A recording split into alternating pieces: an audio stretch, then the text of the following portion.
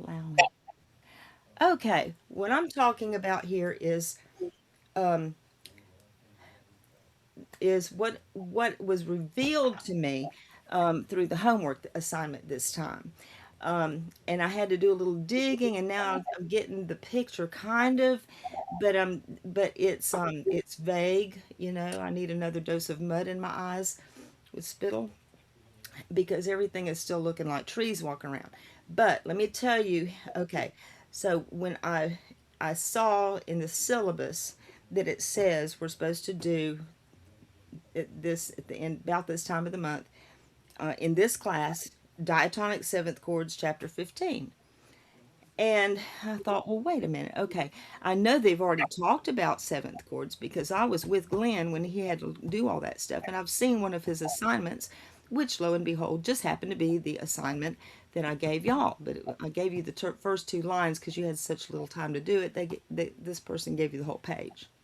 But so I thought, okay, so there's very little date, there's very little ground covered. There's one short chapter, chapter 15, that even mentions seventh chords. And think how much we had to talk about, how much there is to talk about. And I'm just going to give you it in a nutshell so you don't have to waste your time watching a bunch of videos. Here's what I think you need to know about seventh chords, generally speaking.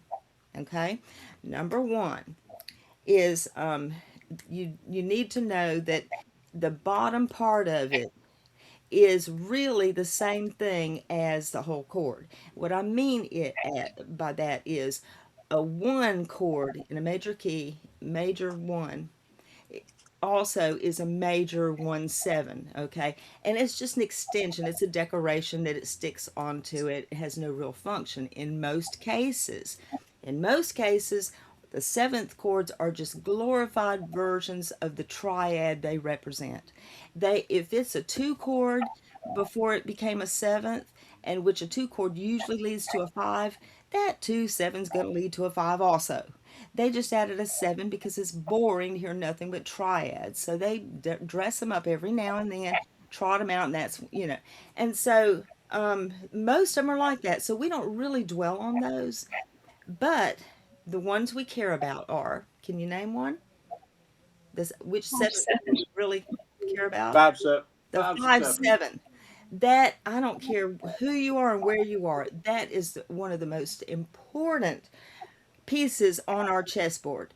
We've got the key, the tonic, and we've got, which is the one chord, which here I am. I'm the root, I'm the one, I'm the basis of everything. I'm tonic.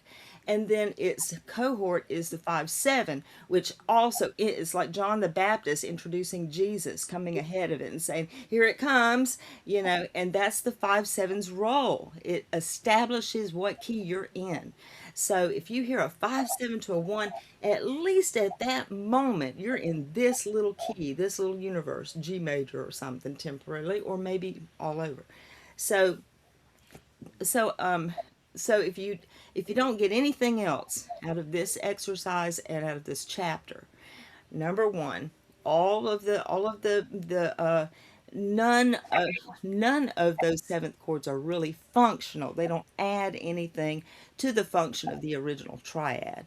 That five chord that wants to lead to a one, you put that seven on it, now it really wants to lead to one. It just magnified it.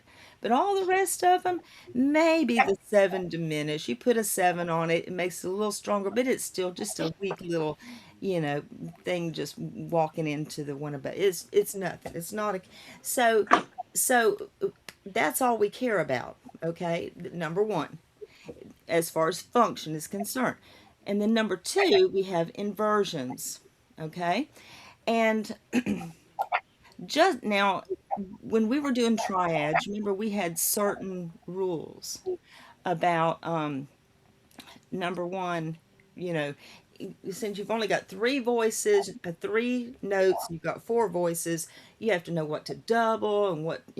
And so most of the time you're doubling the root, with the first inversion and the second inversion, all the primary chords, doubling the root, and you have all those rules. Well, with a seventh chord, you've got four voices and you've got four notes. So you don't have any doubling, And now what you got to do is spread them out in a way that makes sense so that they have a little bit of elbow room so that when they lead to that one chord, no matter what form it's in, nobody's going to end up doing parallel octaves or fifths. You got enough wiggle room that you can orchestrate and say, hey, alto, why don't you come down, and tenor, you go up, and let's fix that, you know. So you when we did this exercise, we wanted most of these were 5/7 chords that you had to draw out, and the first four of them were root position. So when you do one of these, make sure that you're thinking, and I'm surprised at the fact that I don't think anybody built their notes on the wrong chord. I think, a five, they knew that we're in the key of C, that's going to start, on a G. It's a G7, G, B, D, F, and now those are the notes you have to work with. And I didn't see your scratch paper, but if it's me, I've got me a piece of manuscript paper, and when I have to type, I'll draw C, and I'll think G, and I'll write out those letters, and I'll put them on that staff, and I'll put and now I've got it there, and I can just transfer it over. Well, I saw some really unusual voice leading practices that we got to make sure we nip in the bud. Okay, now let's think about this one for a second. This example. Okay, I'm just going to give you one on the page. Okay, and it's pretty easy, but let's go to the okay, let's do the 5/7. Here we go. And okay, and it's this is D minor and 5/7. Now, one of the really telling things about this homework assignment is that I did not do a good job of setting y'all up, reminding you of the story of the minor key. I gave I think it was last week or something, we talked about the history of the minor key, that it really is based on the Aeolian mode, which there's seven modes and they all have no sharps or flats and key sync, just like the C and the A. The C major has no sharps and flats, and it you can use it to figure out the template for all the major scales anywhere by looking at C major. The same thing is true with A minor. If you look at A minor, no keys, no sharps or flats, and you make a note of the half steps and whole steps, you can then transpose that to any. And those are not the only two things that are related with all the white notes. You have and the way I remember their names is it's I don't play loud music at lunch.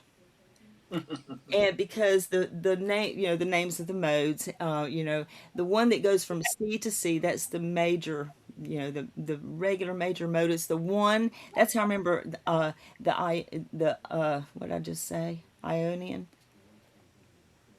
Anyway, yeah, I think that's right. We just call it the major key, the main key, the major key. And then we know, then so I don't, the Dorian mode, take it actually goes from D to D. And if you look at the half steps and whole steps, on that, you can tell, how to do a Dorian mode in any one. And I've got a whole page of, which ones are which. One of them is the Simpsons, that's one of the modes. They all have their own name. So, but the ones that we really care about are the ale in our case. Most times, the only ones that have really survived all, because those are thousands of years old. Those modes predated harmony. They predated even harmonization of any type, until you had ballads in the 1600s. There was no sense of chords and progressions and stuff. Okay, so for that reason, they all stood on their own, just for their sound. They're all melodic, nothing harmonic about them. But in order to adapt that Aeolian mode into our century, we had to make some adjustments so it'll play nice in the music and follow our rules. And one is that the Aeolian mode just doesn't work too well with our common practice era. So what we decided was we have a new scale that's called the minor scale. And the natural minor is the old Aeolian, has no raised anything, and there are pieces that have no raised seventh, no raised sixth, just simply that minor, you know, scale choice to build your chords out of. Okay. If you have any questions or comments, please feel free to interject.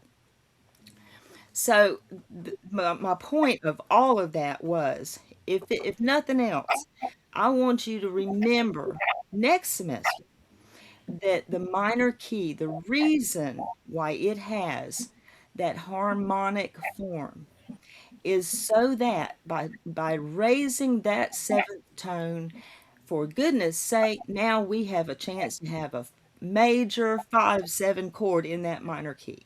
And that is necessary in every key in order to be able, we just, okay, this is Aeolian, we love the sound of it, but we really need a 5 chord. Let's raise that thing in there. And so they do. You have the option. You don't have to use it, but you'll see them in there. So when you see in the assignment D minor, okay, with the key signature, major 5/7, you have, that says to you this is a major triad, and you have to have just recently thought about the fact that, oh yeah, the 5 in a minor key is minor diatonically.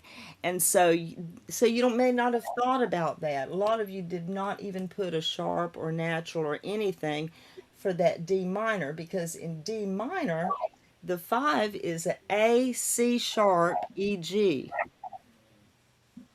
right? 5/7. Well, yeah. So in D, D, E, F, G, A. We have A and A, C sharp. This is terrible. A, C sharp, right? Y'all keep me honest, because it's late. I can't without unmuting my piano. Oh, okay. All right. D, A, C sharp, E, G, right? And so those are the notes you have to work with. Well, look, the sharp, there is no C sharp. Remember, the C sharp is the red. If and you're in D minor, the seventh tone is the C sharp. So that's why we have that C sharp. So don't forget to put it. Don't rob it of its entire reason for existence.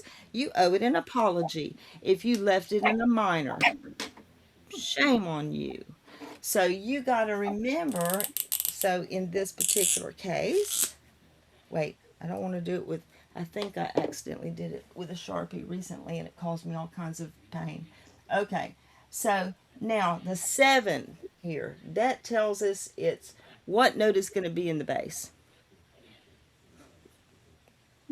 The root, Okay, the so, A, so the we've got A. an A in the bass. Now you have to decide, where do I want to put it? Do I want it up here? If you put the No, A up here, no. Let the bass sing bass. Put it on the bottom. that's right. Put it on the bottom. I can Now hire the same alto for a bass line. some of you really take it to the extreme, and you'll have everything way down there in the bottom, where some basses I know in church choirs cannot hit those notes consistently. Yeah, So we you make want to them be go sing tenor. sparing, huh? We make them go sing tenor. Yeah, I know, but then you don't have a bass. So you don't want to give them a line they can't sing. So the A is perfectly fine, okay? But now we have a C sharp, an E, and a G. Please, for the love of all tenors and of just those of us who like to hear good music, okay? Do not give the tenors the C sharp right here. Okay, I would assume, I can't see that. If I can't see it, then you can't see it. Okay, this is what I had somebody do consistently. They would have the tenor and bass a third apart, way down at the bottom, and then the two sopranos way up at the top, and as a pair.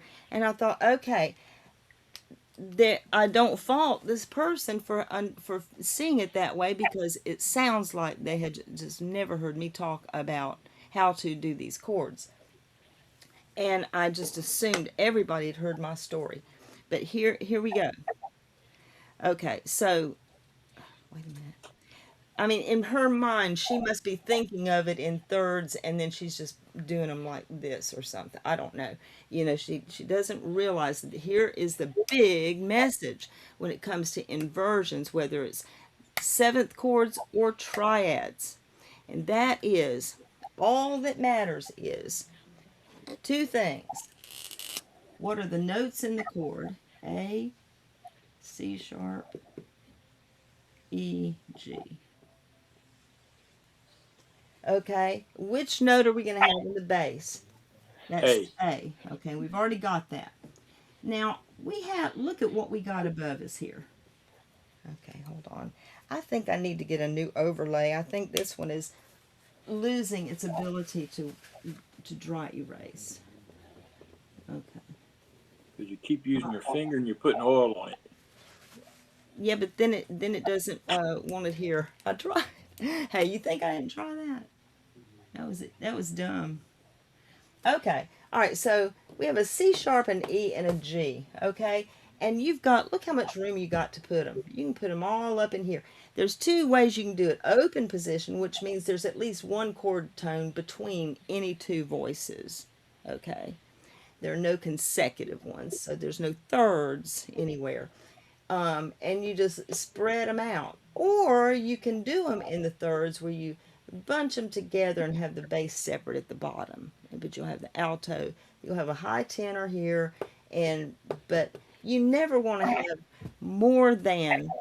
I mean, you don't want to have you for sure don't want more than an octave between any two notes, with the exception of the bass, Tenor and bass, yeah. the tenor, yeah, the low bass between the tenor and the bass. But for sure, the place I see it the most, that is the most disturbing, is between the tenor and alto. They'll have the tenor down on the E down here, and then they'll put the alto like on the G. B above up here, and huge gap there.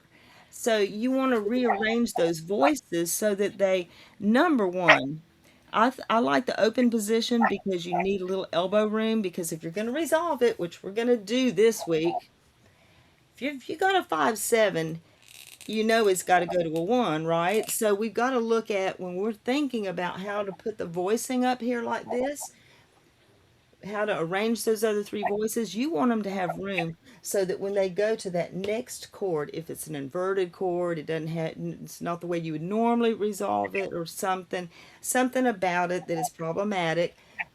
So you want to give yourself, be flexible, spread them out. So like I'd put maybe the G here, and then put the E here, E and the C and sharp the C here. sharp. But don't forget the sharp.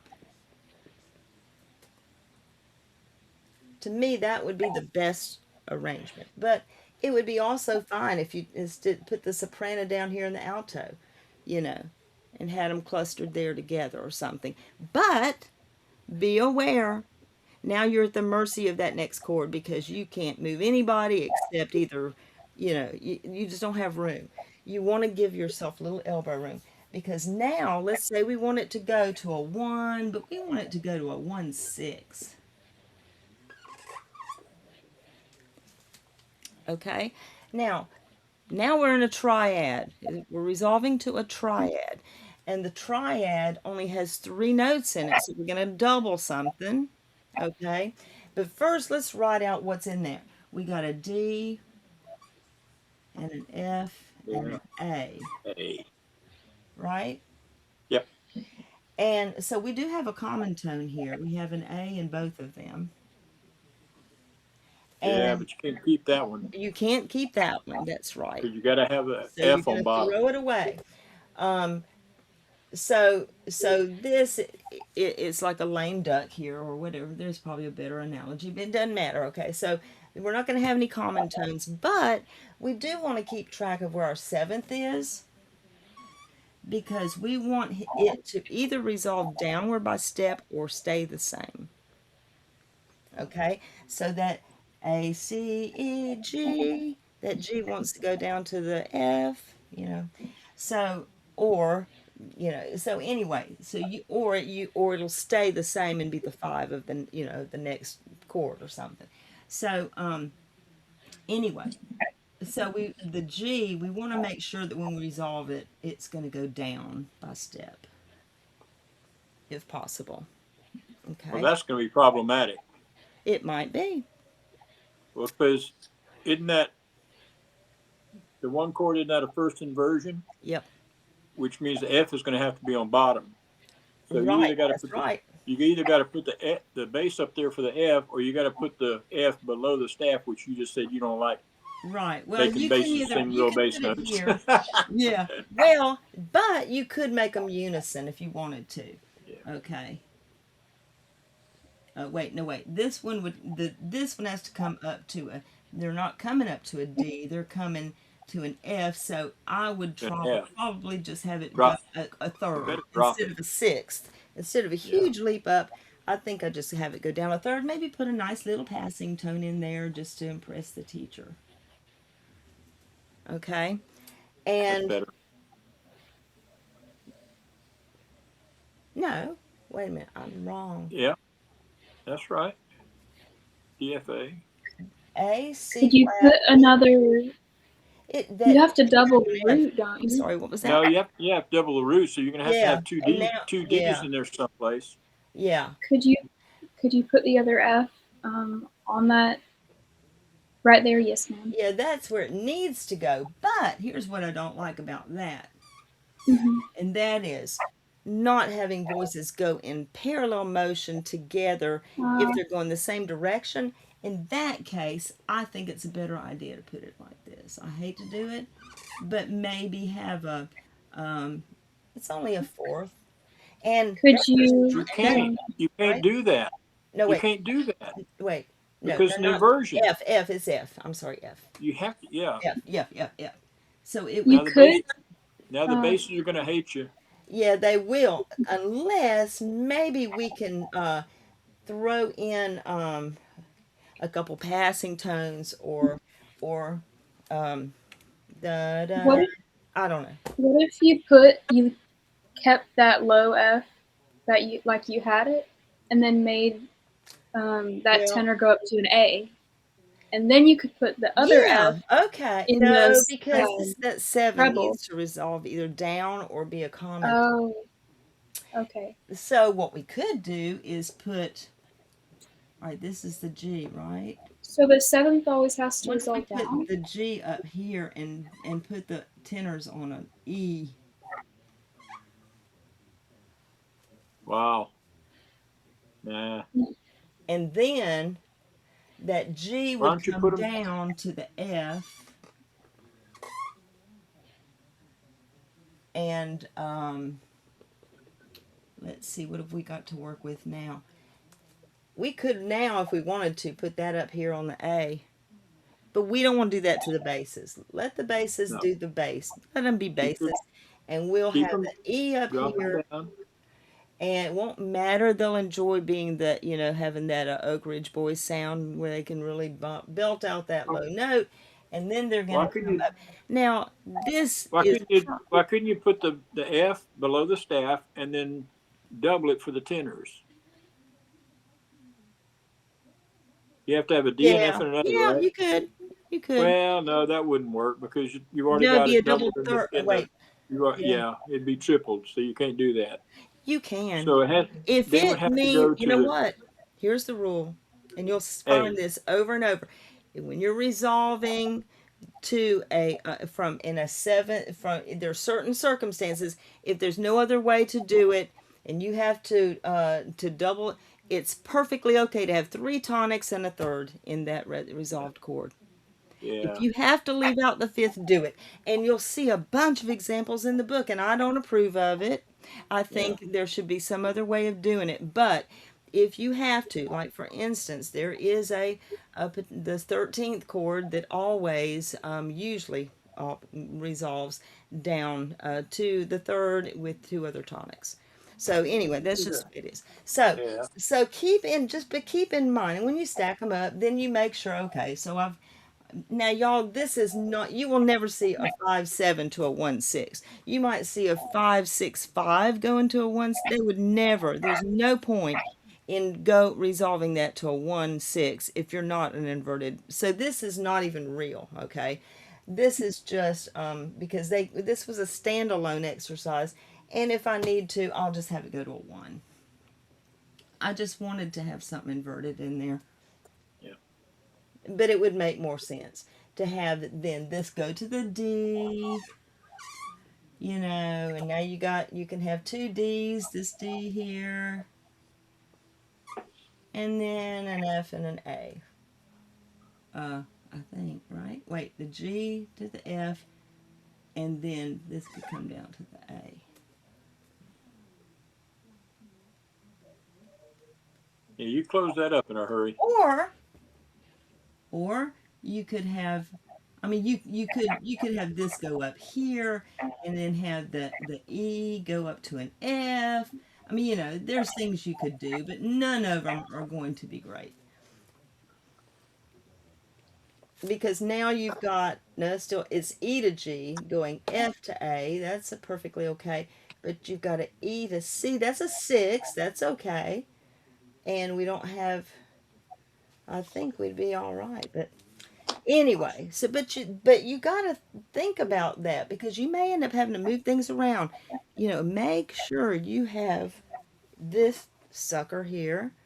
I have like a 10 pack of them, because I use them all the time on my paper. I'm like, okay, no, and I have a nice pencil that, doesn't break too easily, but it's dark enough that, I like my pencil on my paper. That's the way I work. I don't have these little smears. I just take them off and try it this way, and try different ways till you find something that you think works or does the least of all evils, and that's it.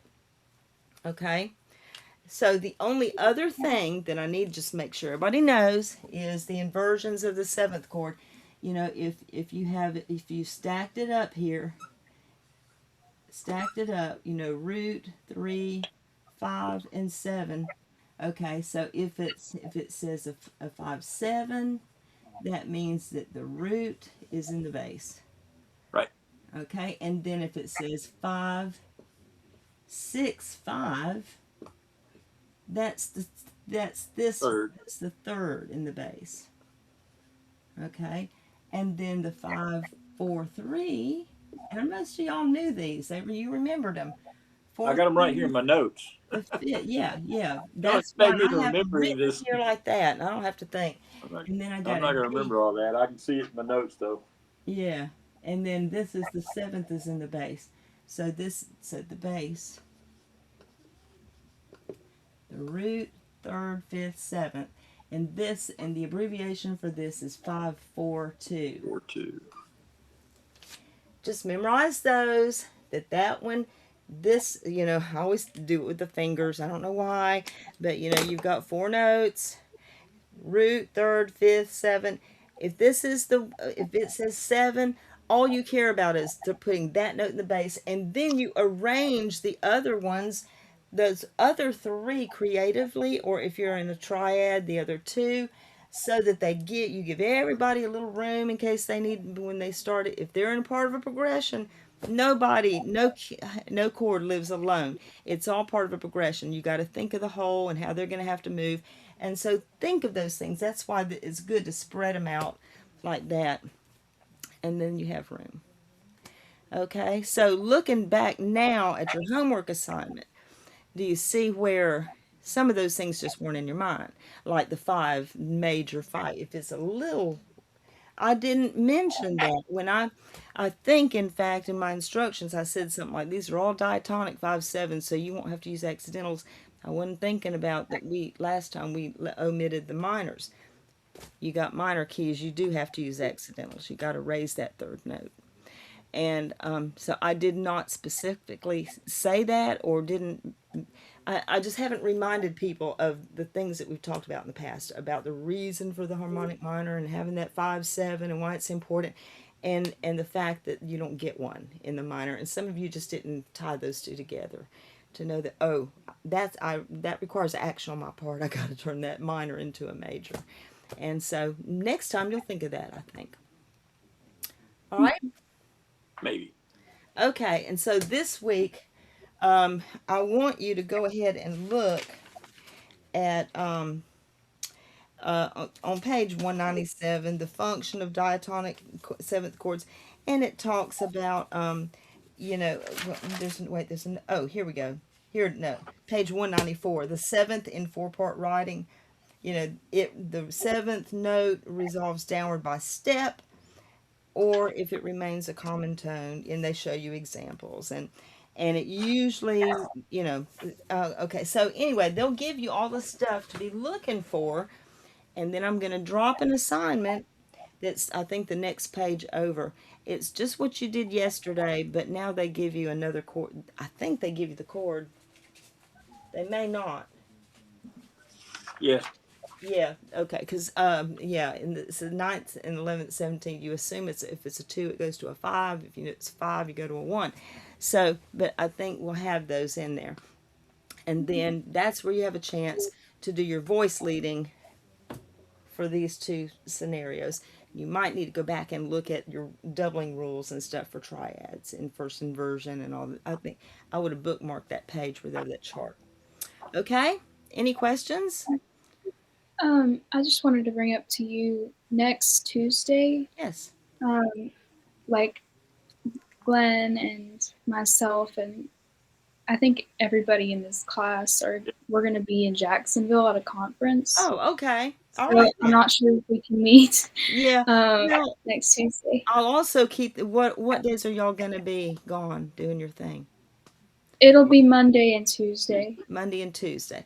Okay, Yes. so if I have a video, let's say, or something for when, because there's not a whole lot more content we're going to be doing out of this book. Okay, and I'm trying to decide. I want your input on this for your final assignment. It's supposed to be 8 measures composition. I'm starting to think, you know, it might be better if I just gave you an 8 measure progression and said, with figured bass, and didn't write any of the notes out. You have to go in and use the figured bass to know what chord it is, what inversion it's in, and figure out your voice leading, and do one of those for an 8 measure thing, so that would you prefer that, or would you prefer to come up with your own harmonic progression and figured bass and stuff, and do it? Because it's the hardest thing about it is if you don't want it just be one whole note per measure or something, which I don't consider that a composition, unless it's a bunch of amens or something. But you'd at least want a chord change each measure, like 1, 2, 4, what 1, 6, and leading to that 5, or it's kind of hard to find enough chords in your progression, and then to do a second one that, okay, does it tie to it in any way? There's a lot of thought that goes into it, and you may want to do that. That may be what you want to do, but it's Well, it's I was going to ask you about that project. Do you think it's better to come up with a melody first and then find chords that fit the melody, that was the or note, or even the find a bass. find a progression that you like, and then figure out, like you said, a melody and the chords or the voices to go with it? Yeah, Which do you think would work better? yeah. You know what do you think, Naomi? I like the idea of me giving, or you selecting a melody, and then as long as it's not just 1, 4, 5, 1 all the way through it, if it's got a little bit of stepwise motion to some other chords and stuff to make it interesting, or if you just take a melody and then you adjust it to fit your, what do y'all, how would y'all, or do you want me to give you a bass line with a figured bass, and then you come up with a I like the idea of the melody. If it's a composition, it needs to have a melody, I think, and a rhythm to it or something. So, what do you think, Naomi? I don't really know. Anything works, really. Yeah, I'm just trying to think, how do we best show off your skills and make you feel like you're using what you learned, because we haven't really talked about covered anything that has to do with creating, a phrase and, what holds them together, unless it's the section in doing piano music. But, it's a little late to introduce that now and have a project hanging on it. So, and how about this? How about we don't have a set 8 measure? We just, it has to be a full enough phrase that it's maybe got a comma in the sentence or something, at the end of that poem, at the end of that line of the poem, you know, that it's maybe 11 words done 7 times in a row, but differently each time. I don't know. No, seven is 7 words, right? 7, 11, 7 words, 7 chords. As long as it's got 7 chords in it, we'll say that that'll constitute a phrase. So if it's 2 half notes per, you may only do 3 measures. So I will grant y'all some grace on your creative decisions on that. But if it's something really wild, let me know. Okay. So, do you want me? Okay. So when I post it, because I need to go ahead and post it so that y'all can see it and remember that it's coming up, that it's due. I think I think it's due May the 6th.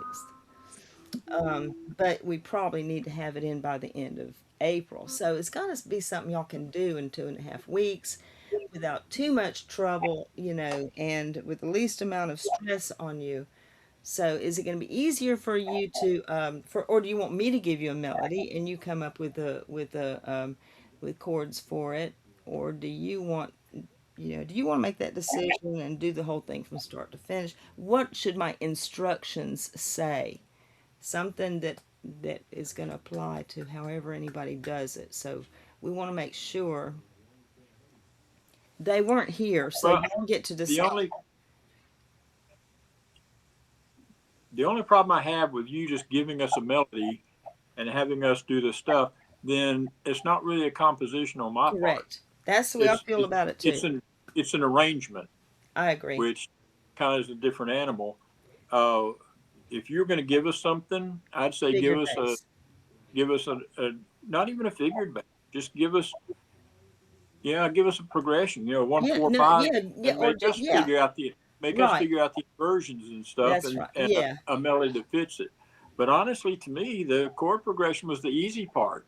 right, When I sit down on my guitar and sit there and play, you just figure what. And what I did, right, I ended up like a 1 3 6 1 progression. right. So But on the uh, guitar, you don't have to worry about parallel fifths and stuff like that, so right. much because you're just playing, everything the way it But what I'm fits. saying is, I could get the chords Yeah. and write them down in a figured bass, and then get the melody to fit. So it doesn't matter to me. I'll go with whatever's easiest for. I'm gonna let y'all select it could be anything. It could be a hymn, it could be a folk. Well, we don't want a hymn, those have all been harmonized.